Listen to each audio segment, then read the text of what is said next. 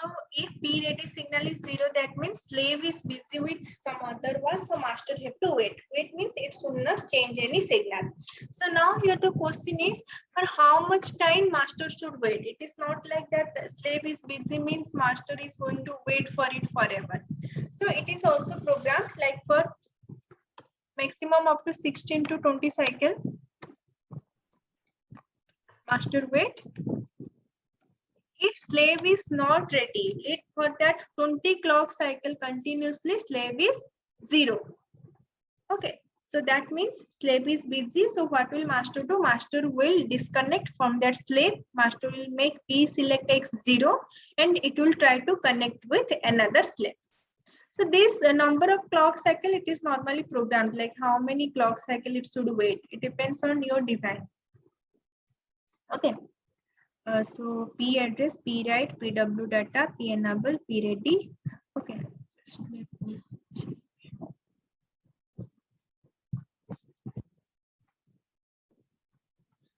So now there are 3 signals. Here I am writing P protection, P stroke, and P slave error. So slave error means there is some error. This is known as slave error. So error in data transfer. Actually, APB don't have any technique. If there is any error in data transfer, APB is not going to do anything. So why then this signal is there? This 3 signal is here whenever you are going to do APB to AHB or AXI bridge. AHB and AXI somehow complex protocol. So in that protocol, if there is any error, it will send one signal indicating that the data transfer has some error. But APB don't have those signals for indication like there is some error. So this P slave error, it is normally used when you are going to do the APB to AHB or AXI bridge. This P strobe is used whenever you are going to do APB to AXI bridge. This is protection.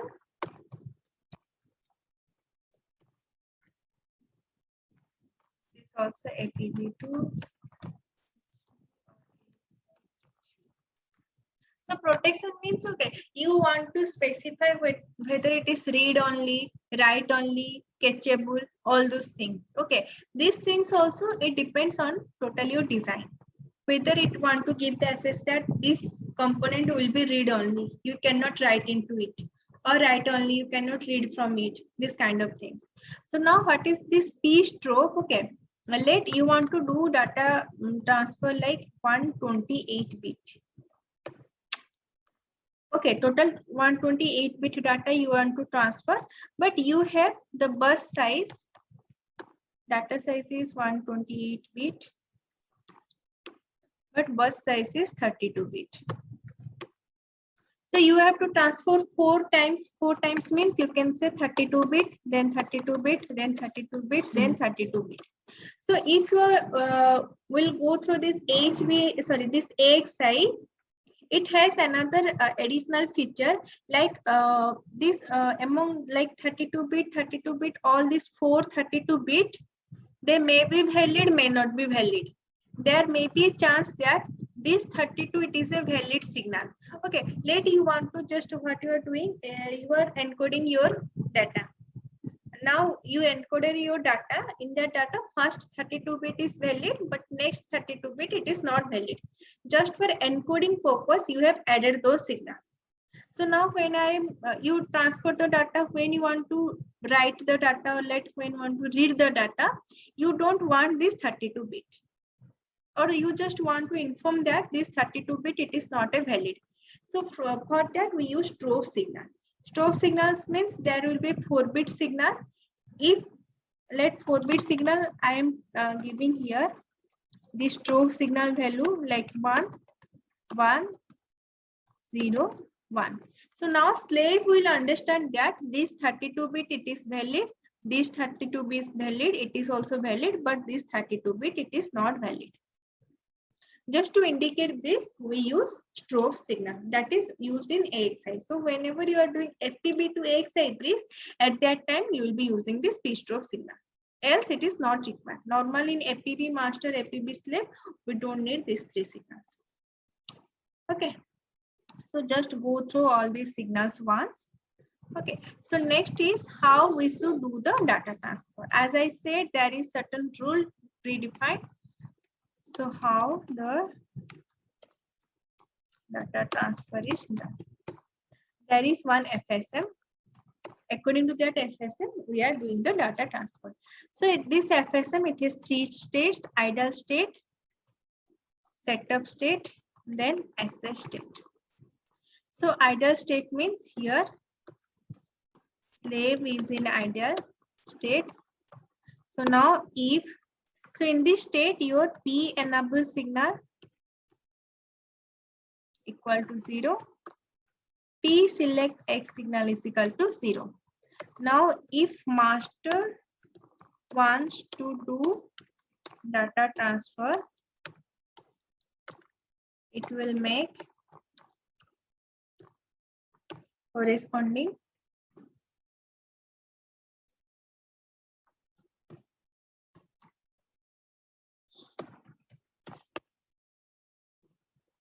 slave P select X equal to 1. Let there are 5 slaves. Master want to do data transfer into one slave. So for that slave, it will make P select X equal to 1. So now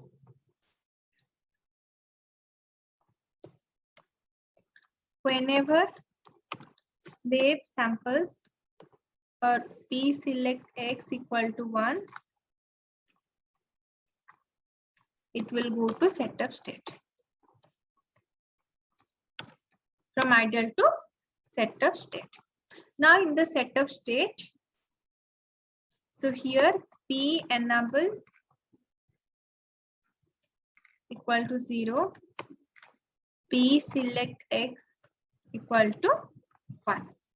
So now in this state only master can change the data. Okay, so now here master will send required signals for data transfer. So what are the required signals? So master will make P, okay, not P enable, it will send P write, 1 for write or 0 for read. Now next is P address, master will send P address. Next, depending on P write signal, master can send PW data. If write operation. So this signal master is going to send. Remember this P write, P address and PW data, it can be changed only in setup state, not in assess state. Okay, so now in the assess state, in this state only one signal can change, that is P enable. So here master will make P enable equal to 1. So here P enable equal to 1, P select X equal to 1. So in this state, it will check if P ready equal to 1, then transaction is complete. 1 means slave is ready, so whether read operation or write operation, transaction is complete. So next it will check if P select X is equal to 1. For same slave, okay. For same slave, if P select X is equal to 1, that means master wants to do more data transfer. So slave will go to setup state. But here if P select X is equal to 0, then no more data transfer.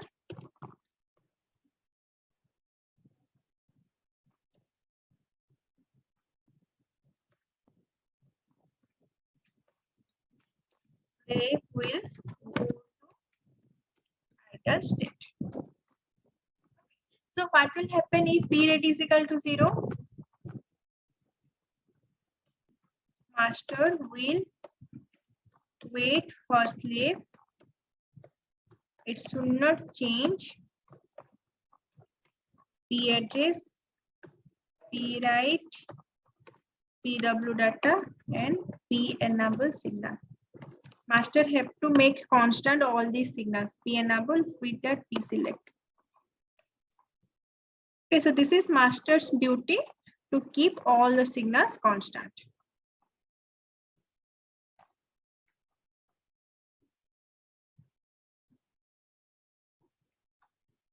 So understood the operation? About these three states? Yes, ma'am. Okay. Yes, ma'am. Okay, so now just go to, now depending on these three states, you have to write the Verilog code. Next, I will be explaining this Verilog code. But what is important is its verification. Okay, system Verilog. But as I have said, if you are working in a real-time project, you are not going to design this APB. It is already designed. You just have to verify it. Okay, now this not APB where we are using for register configuration.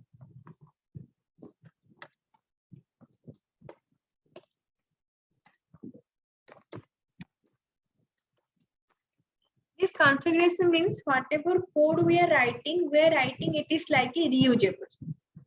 Okay, let's take an example of I2C. In I2C, there are so many mode of operation like single start, repeated start, then read, then write. Okay, so now how you are going to give the command to I2C that it is a repeated start with write operation or single start with read operation. So for that, what we do, we take some control signals, we store those signals in a register. Okay, now in that register, I have some 4-bit signal. If that 4-bit signal is like 1011, then it will be repeated start plus write operation. Normally, this is 32-bit. Okay, whether we are going to use it or not use the bits, but we take it 32-bit so that it will be compatible with other things. Okay, so now I'm making it 1011 means it will be configured such that it will be repeated start plus write operation. So for that, I have to configure the register to get the proper functionality. So to configure this register, we use APB.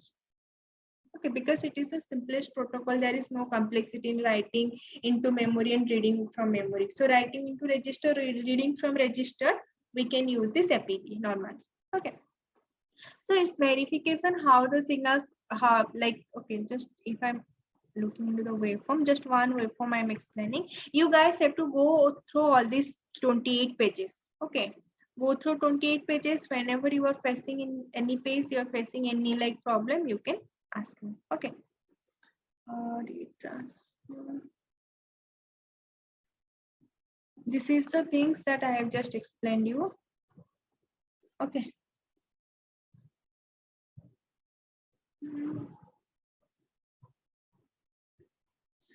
Okay, so this is one. Okay, let's go to write operation. This is one write operation. Okay, so now this is the waveform. Whenever you are verifying, you will be verifying the waveforms, whether waveforms are coming correctly or not. There may be a chance that whatever the data you are reading, you are writing, same data you are getting. But if you are getting the same data, that does not mean that your design is correct. So this is like one kind of system Verilog questions. Okay. How you are going to say that your verification is complete? Anyone?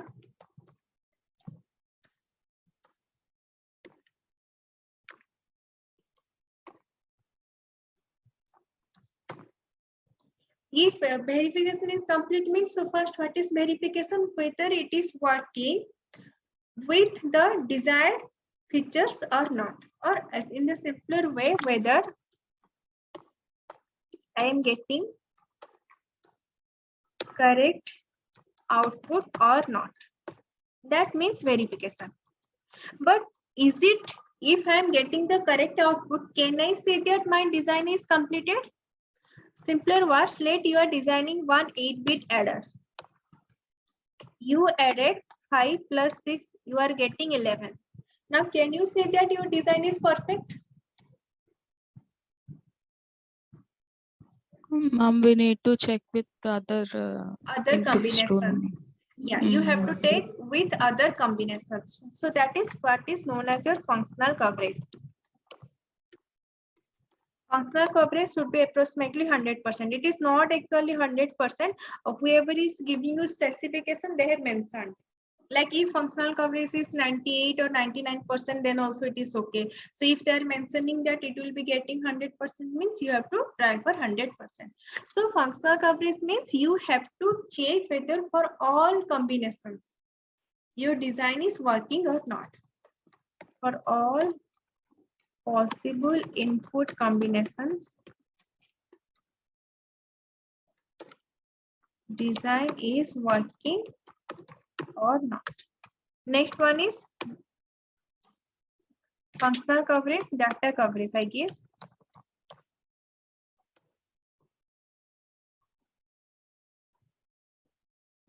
So what is this coverage? So here you are going to check whether all lines in the code are executed or not. For these two things, okay, if you are not getting data coverage or functional coverage 100%, then you have to increase the number of test cases.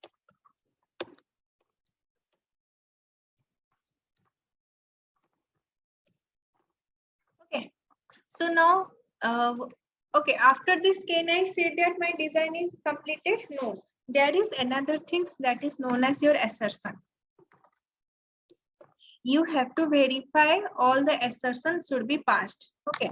This assertion, it is also used for checking the design. Now, what is this assertion? Here only I am giving you an example. Okay. Now see, I have explained that P enable, it should be 0 in setup state and it should be 1 in SS state. This P enable, it is 1 in SS state, it is 0 in setup state. Now it is master duty to do this. Let all your design is correct. Okay, whatever data you are writing, you are getting it properly. Your P enable signal is getting 0 value, 1 value. But still there is one mistake that instead of getting P, like in the setup state, your P enable is 1 and in the SS state, P enable is 0. Actually, this P enable signal, it is not going to affect your design because there is no such rule that if P enable equal to 1, then only transaction complete. Only when master slave will go to setup to SS state, at that time, it's master duty to make it 1. It is not like if P enable is 1, then slave will go to SS state. No. So slave is not depending in P enable signal to go from setup to SS state. So let by mistake in your design, you have made here P enable 1 and here P enable 0. It is not going to affect your output, but still it is wrong because it is not according to the protocol. So how you are going to verify it? You are going to verify it with assertion. You have to write one assertion that in this state P enable should be 0, in this state P enable should be 1. Another thing is, when master is in wait state, master is waiting for slave. At that time, these signals should be constant. Let you are changing this signal. So whatever, whenever this condition is satisfied, at that time, whatever address, whatever data you are giving, that will be written into the memory. So now how you are going to verify it? Signals are changing. Signals should not change, but signals are changing. You cannot verify it manually. You cannot verify it through functional coverage or code coverage. So you have to write assertion. In that assertion, you have to use that stable, $stable. That whenever it is in SS state, at that time, all these signals should be stable. Even if you are getting correct output, but these signals are not stable, then it is a mistake. So how can you say that your design is verified? You will be getting the correct output. Your functional coverage, so this is code coverage, not data coverage. Your functional coverage and code coverage approximately 100%. Okay, and your assertion it should be passing. For all the signals, you will be writing assertion. Okay. So now let's go to here. Okay. So now here see, first in this state you can see P select as 0. So slave in idle state. In T1, P select X is made 1. So now here slave is in setup state. Now in this state, master will change address, P write and PW data. So now you can say P address signal is changed, P write signal is changed, and PW data signal is changed in this setup state. Now next state, it is the idle state. Sorry, SS state. So in the SS state, master will see whether P ready signal equal to 1 or 0. So P ready is 1 here. That means slave is ready. So in the next clock cycle, transaction completed. You can see master is changing all the signals because transaction is complete. Now what will happen if P ready signal is not 1, it is 0? Here. P ready signal is 0. It should wait, no ma'am. Yes, you can see all the signals are constants. They are not changing, right? They are changing. Now here P ready signal equal to 1. So next clock cycle, transaction completed, here only signals are changing. So as long as P ready is equal to 0, your signal should not change. How can you verify this condition? For this, you have to write the assertion. If in the example like interview, they are asking you whether you have written assertion, you can see this in APB. I have written this kind of assertion. Okay, I'll be explaining the assertion in APB. So those assertion you can give example. Okay. So now all of you go through theory plus waveform. These waveforms are important. In the interview, they may ask you to draw the waveform because in the practical, whenever you are like verifying, you will be writing, see, there will be one reference. Now here, whether I am getting correct output or not, you are not going to manually check it. There will be one reference circuit or you will be writing some logic in the scoreboard.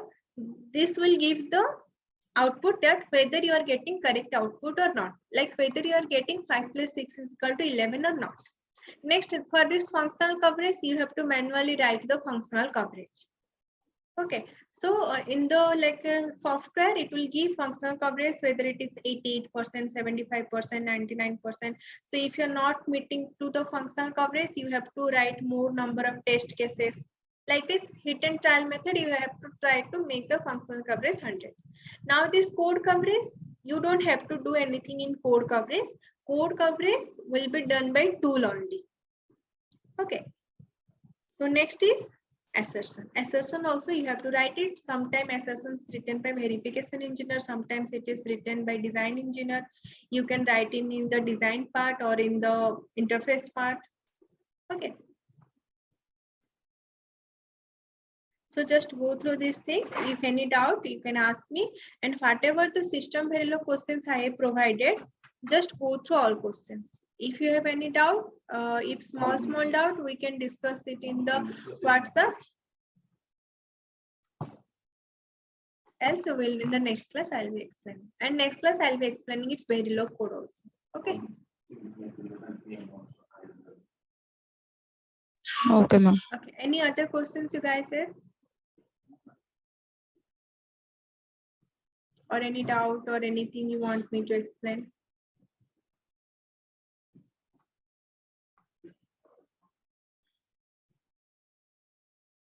No doubt?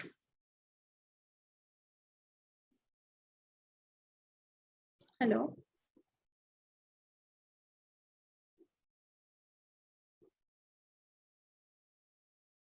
Okay, so I will take your next class in the next video. Okay.